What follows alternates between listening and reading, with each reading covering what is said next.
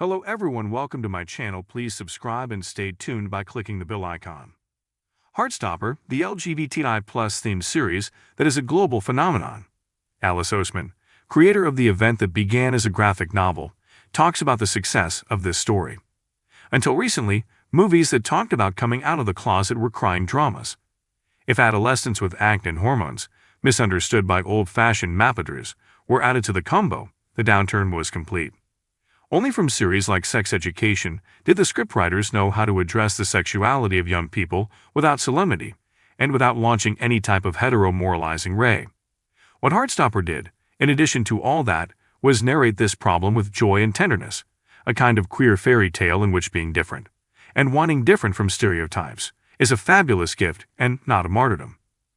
The British series has just launched its second season on Netflix, after breaking audience records in the first. Its director, Alice Oseman, also author of the webcomic on which the story is based, told La Nation what thematic axis she deals with in this new shipment. A very curious thing happens when Charlie sees Nick for the first time, sitting in the back of one of the classrooms at Treherne Grammar High School. It seems that the air becomes cleaner, that the birds sing in tune, and that some colored leaves begin to dance in the environment.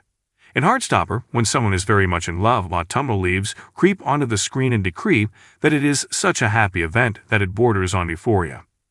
Something like this happens to Charlie, a 15-year-old gay boy, when he falls for Nick, who at first glance seems like the straightest guy in the world. A rugby player, the most popular guy in school, parted on the side in his haircut, and stamp of well-tamed foal. The point is that Nick also falls in love with Charlie, and is determined to come out of the closet, although he is still not encouraged. Charlie and Nick are the protagonists of this Netflix series, based on the Heartstopper webcomic written and drawn by Oseman from 2016. Both characters already appeared in Solitaire, the book that the author published in 2014 when she was 19 years old. The first installment on the web had more than 50 million visits, and the story jumped to paper to become a bestseller that readers of all ages revere. Today it has 4 volumes published, and the 5th and 6th installments are expected. Oseman got his first publishing deal at age 17. Inspired by the romantic mangas she read as a teenager, and also by the graphic novels of the American Tillie Walden, 27 years old, the youngest winner of the prestigious Eisner Award. She was inclined to draw queer stories, to which she gave a touch of magical realism. Like the magic leaves that spill onto the Netflix screen. Between 2016 and 2020, she wrote 3 other independent novels, Radio Silencio, Nasi para Esto, and Cinemore. The LGBTI plus community is present in all his books, and in one or 1,000 ways, some problems that do not age. My novels have homosexual characters, and I have used many elements from the real world, like my own school. The truth is that homophobia is quite similar to what it was when I went to school, analyzes Oseman.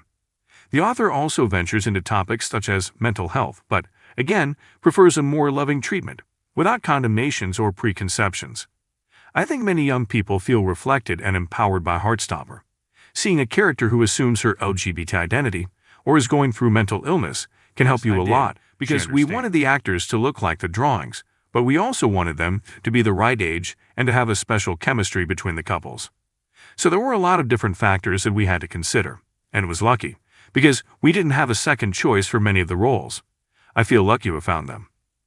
Oseman's universe was praised by UK Labour MP Luke Pollard, who told Parliament that Heartstopper inspires young trans people around the world and has saved lives. Pollard referenced his own story as a closeted teenager.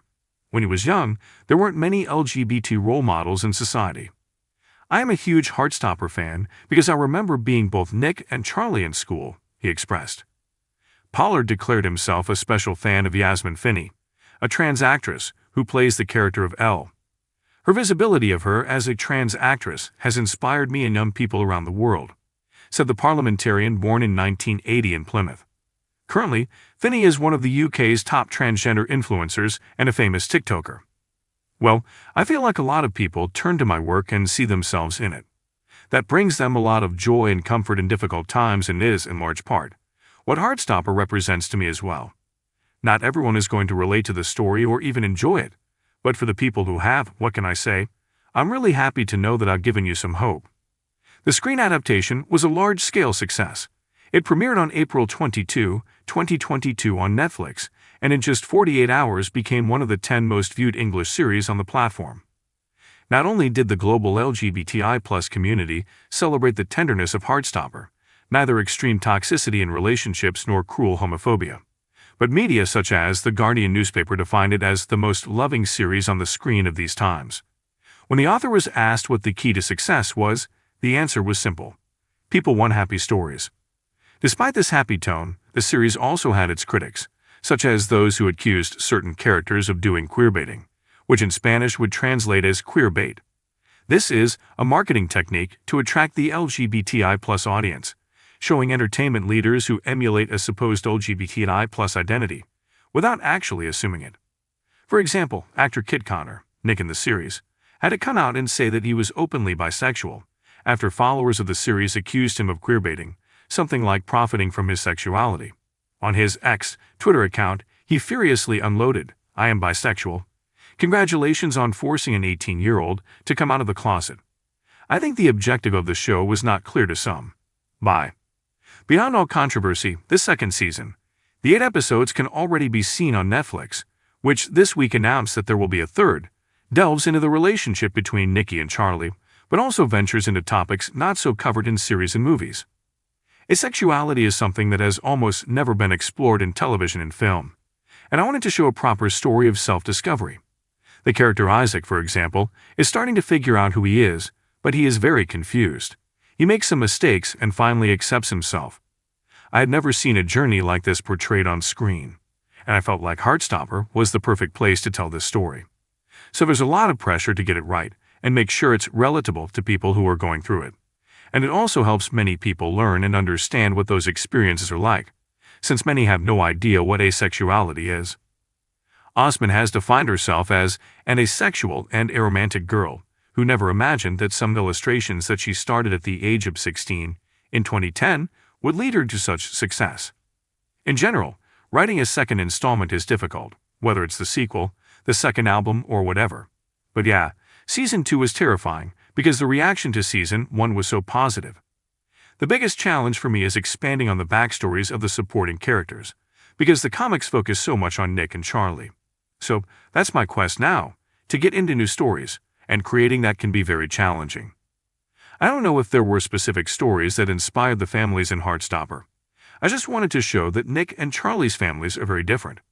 For example, Nick has a very close and communicative relationship with her mother, while in the new season we discover that Charlie has a very difficult relationship with his.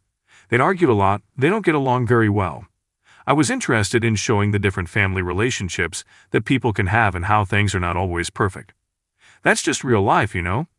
And so much of Heartstopper is about depicting real life, as well as showing hope, joy, and optimism. If you liked the video, don't forget to like, comment, and share.